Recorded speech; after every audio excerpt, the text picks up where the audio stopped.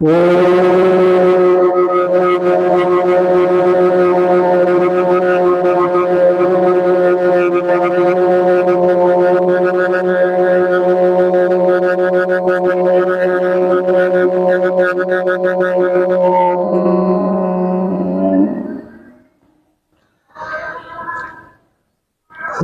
के प्रथम मंडल का प्रथम अध्याय का प्रथम अनुवाक है। पहला मंत्र, पहला मंत्र। चार वेद है हमारे, ऋग्वेद, यजुर्वेद, सामवेद और अथर्ववेद। तो सबसे पहले चार ऋषि कहाँ से निकले? भू, जमीन से निकले। पहली पूरी मैथिली संस्कृत थी, जितना सारी वनस्पत जगत सबको तैयार था। ऐसा नहीं मनुष्य पहले आ गया उसके बाद मुझसे गाय आई, सब कुछ व्यवस्था तैयार थी। चार ऋषि आए। तो पहले अग्नि ऋषि, इसके कौन ऋषि हैं? अग्नि ऋषि हैं। अग्नि, वायु, आदित्य और अंगिरा, ये चार ऋषि एक साथ में आए। चारों वेद उनके साथ अंदर, उनके परमात्मा ने अंदर समाधि अवस्था में उनको ज्ञान हुआ। ऋग्वेद में सबसे सर्वाधिक मंत्र है। बाकी आप इसमें पौराणिक में वो चीज नहीं मिलेगी, इसमें जाना पड़ेगा। आश्चर्य होगा कि क्या है, यही है, यही सब वेद कह रहा है। तो वेद में पहला जो आया है, पहला मंत्र है ओ। अच्छा, कल एक बात बता रहे थे, अग्नि मील्डे। क्या बता रहे थे? मीले, मीले नहीं, न मीले है न मील डे, आधा लाओ डा। तुम्हें किसने बताया था? हाँ, वो हमने बताया तो हमने नहीं, हमें भी किसी ने बताया था, वो गलत बताया था। कल मैंने स्वामी जी से बात की तो उसमें फिर बात हुई तो उन्होंने कहा, फिर और क्लियर किया तो आधा ला ओड़ा आएगा उसमें। हाँ, अब ये उच्चारण होगा। मैं पहले पढ़ता हूँ, उसके बाद मैं आप सभी से उच्चारण करवाता हूँ।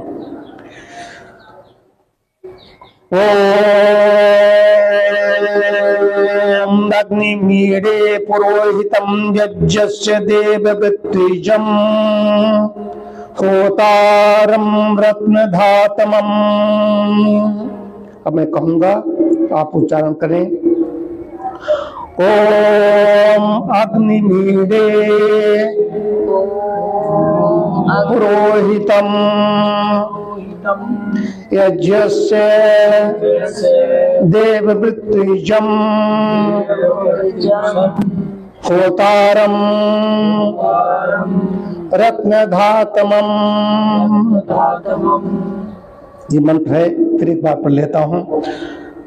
ओम अग्निमीडे पुरोहितम यज्ञस्य देववृत्तिजम् होतारम रत्नधातमम्। इस मंत्र में श्लेषालंकार है।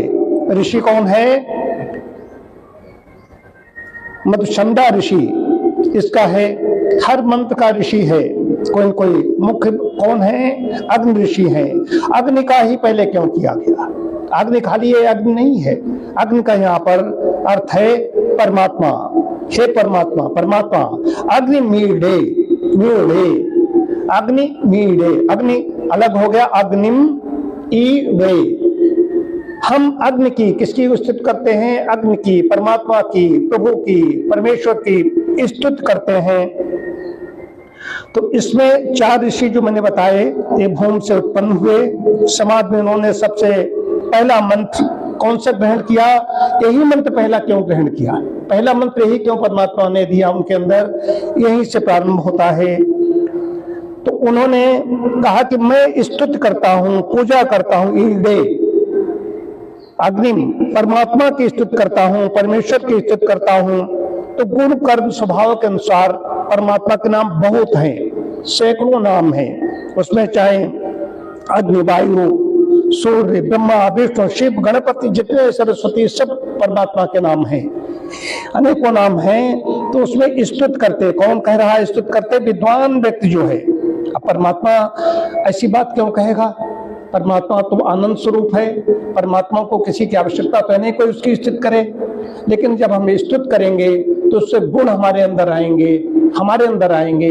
वो चाहता है कि सब श्रेष्ठ बन करके तुम परम पद को, मोक्ष को प्राप्त कर लो और जन्म मरण से छुटकारा प्राप्त कर लो। इस कक्षा से निकल जाओ।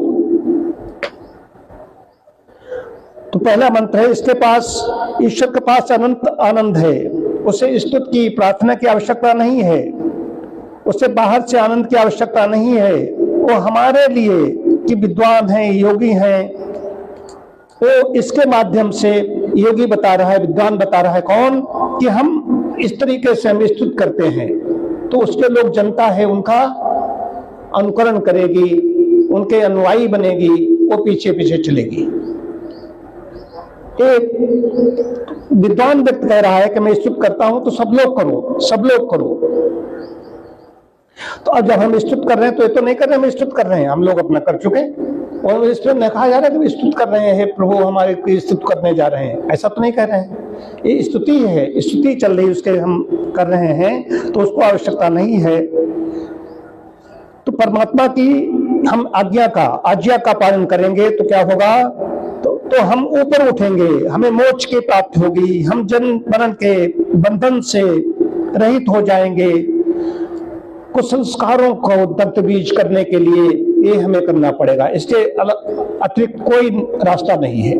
अग्नि के बहुत बड़ा है, इसके मैं विवेचना नहीं कर पाऊंगा, जीवन में विवेचना कर पाना मुश्किल है।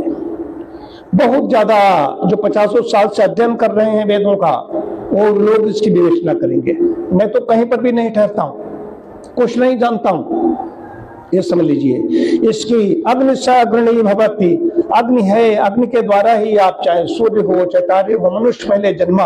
आचार्यों ने क्या कहा, मनुष्य अमैथुनी संस्कृत थी, किसी के गर्भ से नहीं जन्म हुए थे, वो गर्भ से जन्म हुए तो वो भी पहले कहीं कहीं से आया, तो सारी व्यवस्था जैसी थी सारी सब तैयार थी। ज्ञान किसके अंदर आया, 4 ऋषि हैं, 4 वेदों के अंदर। इन्होंने जनता जो थी अलग अलग तरह के थे, क्योंकि आत्मा अनादि है। वो आई तो उसमें उन्होंने ऋषियों के अंदर जो ज्ञान आया तो उसमें अग्नि के जो मंत्र है, अग्नि सूक्त है, अग्निमीडे पुरोहितम, पुरोहित क्या है, ये भी परमात्मा का नाम है। यज्ञ क्या है, यज्ञ जिसके द्वारा हम होम करते हैं। अग्निवायु, अग्नि क्या करती है, उसको परमाणुओं का विखंडन करके जल नहीं जाती, नष्ट नहीं हो जाती, कई गुना होकर के फेंक भेज देती है वायुमंडल में सभी के लिए। देव मृत्युजम, देवम, देवों की किसकी, ये भी सब आ रहे हैं, जिसके कर रहे हैं, किसके लिए कर रहे हैं, देव, ईश्वर के लिए। ऋतु, हर ऋतु में, हर ऋतु में, कोई भी ऋतु नहीं, ऐसा नहीं कोई विशेष काल है, विशेष अवसर तभी करे, हर समय हर ऋतु में करो। होतारम रत्नात्मम, तो इसका अर्थ पढ़ लेते हैं। इस मंत्र में शेषालंकार से 2 अर्थों का ग्रहण होता है। पिता के समान कृपाकारक परमेश्वर सब जीवों के हित और सब विद्याओं की प्राप्ति के लिए कल्प कल्प की आदि में वेद का उपदेश करता है।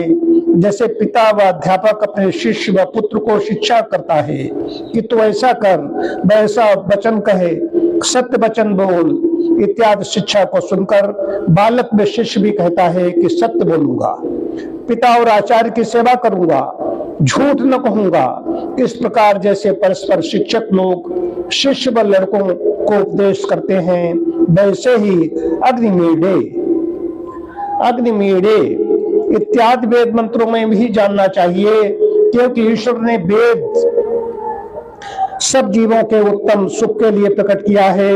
इसी अग्निमीडे वेद के उपदेश का परोपकार फल होने से इस मंत्र में ईडे, ये उत्तम पुरुष का प्रयोग भी है।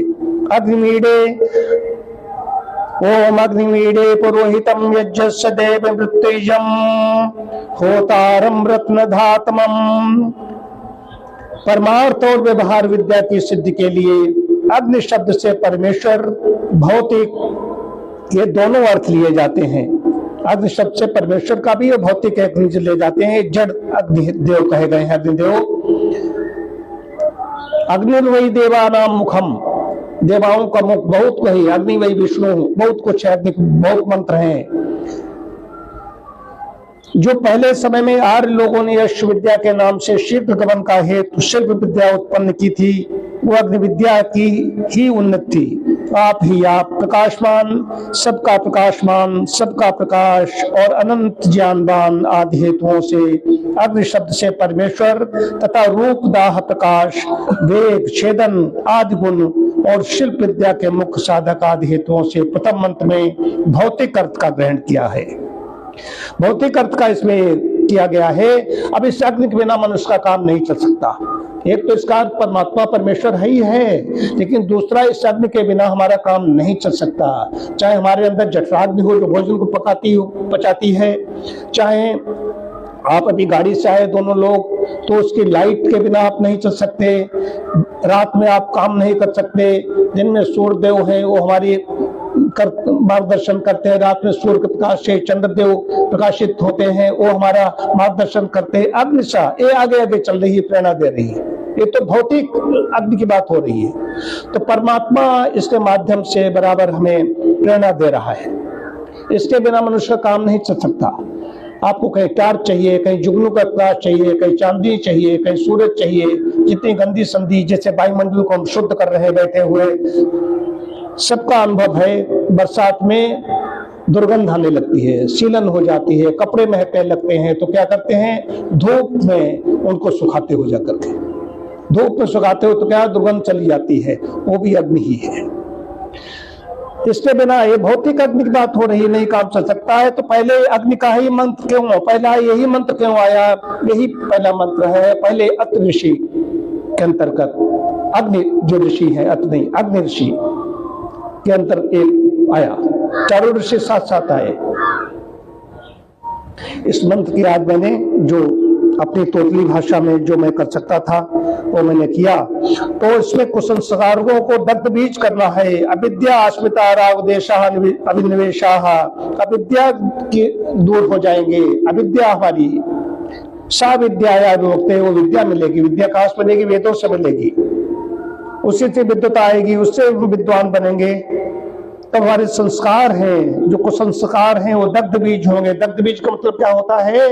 जैसे बीज भून दिया गया तो इसमें अंकुरण करने की क्षमता नहीं रह गई, तब जाकर के मोक्ष मिलता है, मुक्ति मिलती है। खाली ऐसे कहीं किसी जड़ में हमने उसके पैर छू लिए जाकर के, या कहीं हमने डुबकी लगा ली, उससे मुक्ति नहीं मिलने वाली। अच्छे समझिए कि पाप मन में रहता है, मन में रहता है, शरीर में नहीं पाप है, चिपका हुआ है, डुबकी लगाई साफ हो गए कहीं पर भी जाकर। तो पाप, मन के पाप कैसे खत्म हो? डुबकी लगाई तो वहां पर साधना कर रहा है, जप तप कर रहा है, यजन कर रहा है, तो उससे वो मुक्त हो रहा है। पाप मन में है, शरीर में चिपके नहीं है। डुबकी कितनी लगाते रहो, उससे काम नहीं होगा। उसके साथ साथ में तप और साधना कर रहे हो नहीं कर रहे हो, ये तो वेद के अनुसार चलना पड़ेगा। ये वेद मंत्र, पहला वेद मंत्र देश के लोगों को पता चल जाए तो देश वहीं पर खड़ा हो जाएगा। सारा एशिया पूरा हमारा था। अमेरिका में यहाँ के लोग गए, वहां जो 2500 साल पहले 2000 हम लोग 2025 चल रहा है, 2000 साल पहले जो आए, ईसा मसीह नाम हमारे यहाँ से गया। ईसावास्योपनिषद से ईसा मसीह नाम गया। कहाँ हो? एशियाई देश, पूरा एशिया हमारा था, भारत था। पतन होते होते होते होते होते वेद क्या कह रहा है, अभी रोज कच्चा होती, तो हम लोग क्या है, यहाँ से दूर चले गए।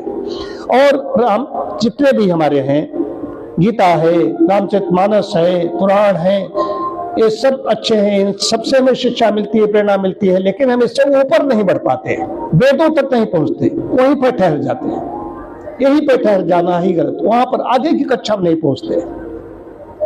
अरे भाई, हाई स्कूल किया, इंटरमीडिएट किया, प्राइमरी स्कूल में पढ़ रहे हो, जूनियर में गए, हाई स्कूल, इंटरमीडिएट, उसके बाद में आगे बीए, एमए, पीएचडी क्यों नहीं पहुंच रहे हो? डिलीट क्यों नहीं कर रहे हो? तो ये पीएचडी है, ये डिलीट है, वहां पर पहुंचना पड़ेगा। अन्यथा ऐसा नहीं, ऐसे नहीं कि वहां पर गए हो, ऐसा हो गया, वहां दर्शन करके आए, बस मुक्त हो गए। मुक्त हो गए तो यहाँ क्यों आए? वही कुंभ में बस जाते, वही रामेश्वरम में ही बस जाते, वहां बहुत आनंद आया, तो आनंद जब बहुत आ गया तो यहाँ क्यों करने आए, लौट के क्यों आए? तो आनंद यहीं पर आ रहा है, तो इधर चलना पड़ेगा। और सबको ये मंत्र, पहला मंत्र सबको आना चाहिए। कायाकल्प और यशशाला के सदस्य इस मंत्र को जरूर रट लें। कैसे? ओम अग्निमीडे पुरोहितं यज्ञस्य देवमृत्युजम् होतारं रत्नधातमम्। ओम शांति शांति शांति।